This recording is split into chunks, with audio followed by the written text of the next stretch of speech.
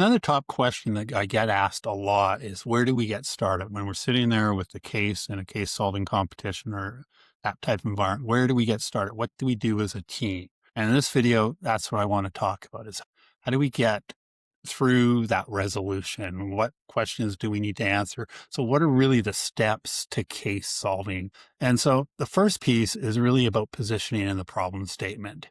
What are you presenting to whom is really what the question here is. And initially it's an individual gut feel as you go through and read the case.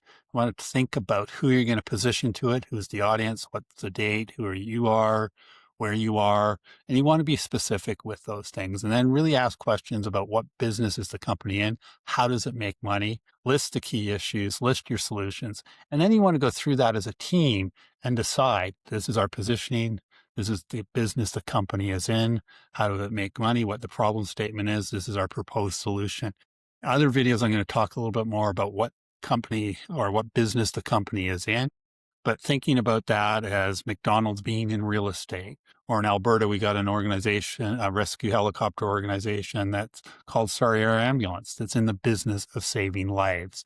So really getting down to the specifics of the type of business and where they make that money from. And then start to discover the ecosystem, the people, the competitors. At a high level, this is that stakeholders analysis, who they are, what their concerns are.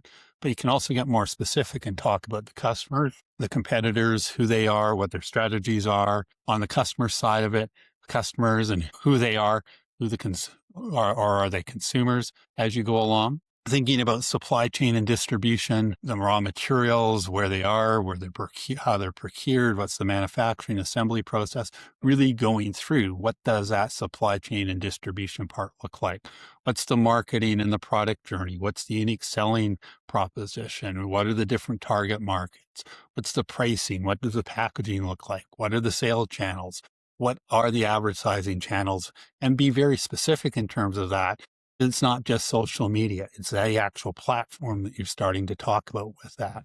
Then looking at things like the alternatives and the solution, building that support for your solution. What are the alternatives? What are the decision criteria? What criteria you're going to use? And quite often, again, we'll talk about that in a separate video, but thinking about how does that tie to the goals, the mission, the vision of the company. There's questions asked in the case. What are the answers to those questions? They could be direct questions. They could be indirect questions. Putting together a financial analysis that has the assumptions behind it.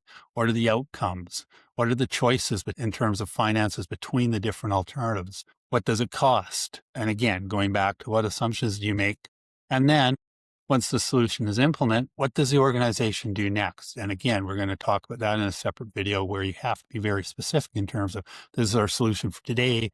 This is our solution once that's done type of idea as we go through it. And then talking about the idea of implementation, the tactics, the what, the when, the who, the idea of a hierarchy in the organization is, do you need to add people to it? Who's responsible for what?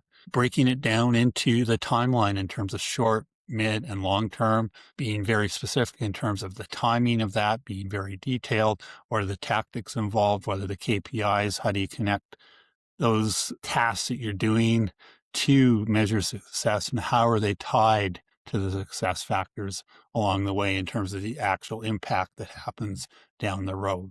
And then you wrap up. And this often includes the risk and mitigation strategy, which becomes a review of the risks you talked about in your analysis, the mitigations you talked about during your implementation, coming back to something like an executive summary or an impact slide that revisits the issue, the high-level recommendation, but most importantly, sending them off with them understanding this solution leads to this impact on your organization. And then also thinking about the transition and quotes from the case. How are you going to move between speakers? Are there quotes in the case that you can use to support your solution?